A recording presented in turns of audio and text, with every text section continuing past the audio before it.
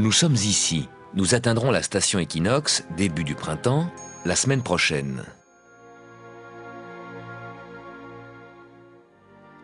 Quand la Lune passe exactement entre la Terre et le Soleil, l'ombre de la Lune se projette sur la Terre.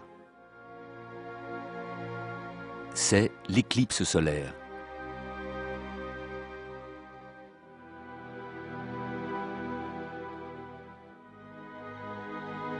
Si la Lune couvre si bien le Soleil, c'est que le Soleil et la Lune nous apparaissent de la même taille.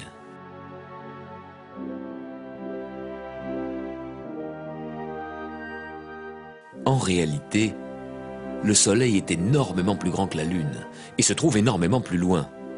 Mais par un hasard extraordinaire, le Soleil, qui est 400 fois plus grand que la Lune, se trouve aussi 400 fois plus loin.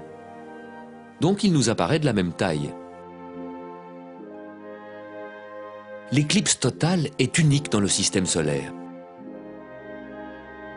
La Lune qui occulte le Soleil avec une telle précision, on ne peut voir ça que depuis la Terre. Mais ça ne fonctionne pas toujours, car l'orbite de la Terre n'est pas un cercle mais une ellipse. Tout comme l'orbite de la Lune. Il peut donc arriver que le jour de l'éclipse, nous soyons plutôt près du Soleil et qu'en même temps la Lune se trouve plutôt éloignée de nous. Du coup, la Lune n'arrive plus à couvrir complètement le Soleil et au lieu d'une éclipse totale, nous avons une éclipse en forme d'anneau. Si les Martiens existaient et s'intéressaient aux éclipses, ils seraient frustrés. Ils ont 2 lunes, mais elles sont trop petites pour occulter le Soleil. Pas d'éclipse pour les Martiens.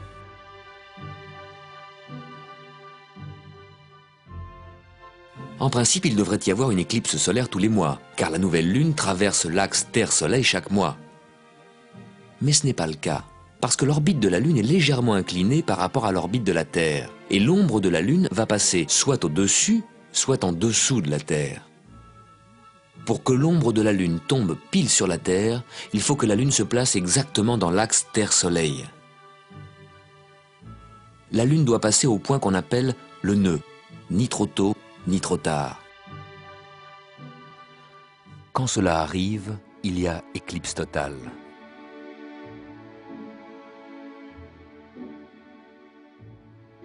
Six mois plus tard, après 6 nouvelles lunes, une fois de plus, la Lune pourra se placer dans l'axe Terre-Soleil.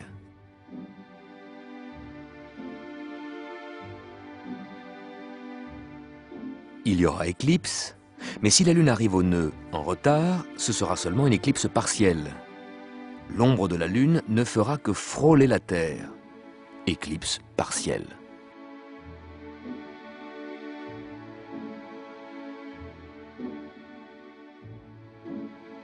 Une belle éclipse totale traverse l'Europe le 11 août 1999, un mercredi à l'heure du déjeuner.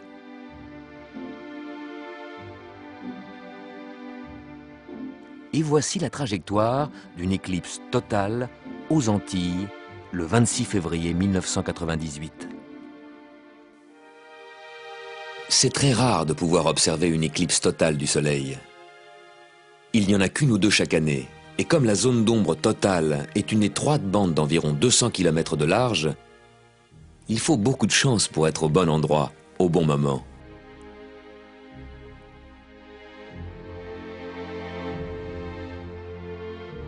Deux semaines avant ou après cet alignement, il y a une éclipse lunaire, car la Terre projette une énorme colonne d'ombre dans l'espace, une ombre bien plus large que la Lune.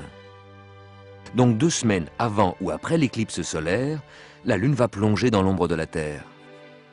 Tous ceux qui sont sur la moitié nuit de la Terre pourront voir l'éclipse de la Lune. Vous verrez l'ombre de la Terre, notre ombre, se dessiner sur la pleine Lune et l'obscurcir.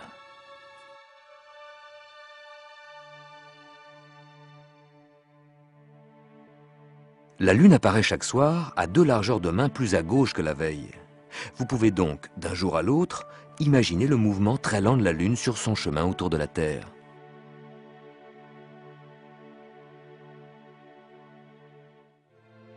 À de très rares occasions, on peut voir le mouvement de la Lune en direct, quand la Lune apparaît près d'une étoile, par exemple près d'Aldébaran. Aldébaran est une étoile lointaine, mais elle peut nous servir de repère pour voir le mouvement de la Lune.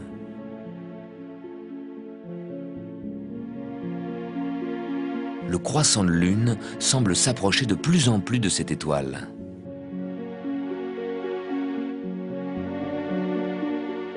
Et tout d'un coup, avant que le croissant les rejoigne, Aldébaran disparaît, comme effacé du ciel. C'est que l'étoile a été cachée par la partie non éclairée de la Lune. Au bout d'1 heure et 20 minutes, Aldébaran réapparaît. Si l'on regarde avec des jumelles, c'est comme si un petit ballon lumineux s'envolait lentement de la Lune.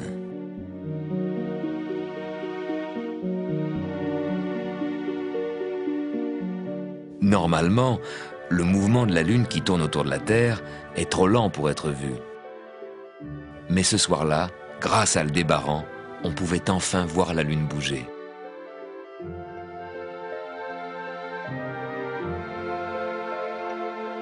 L'orbite de la Lune est légèrement inclinée, alors que les planètes circulent autour du Soleil à peu près dans le même plan que la Terre. Sauf Pluton. Son orbite est inclinée de 17 degrés.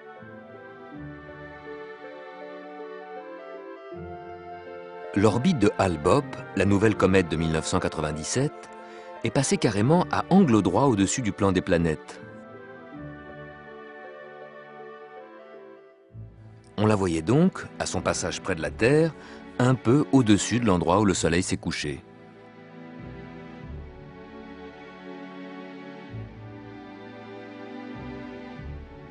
Sur son orbite surélevée, cette comète est passée fin mars 97 au plus près de la Terre. Une semaine plus tard, au plus près du Soleil, puis elle a plongé vers le plan des planètes. Mais pendant ce temps, la Terre a avancé sur son orbite et le Soleil s'est glissé entre nous et la comète. On ne la voyait plus.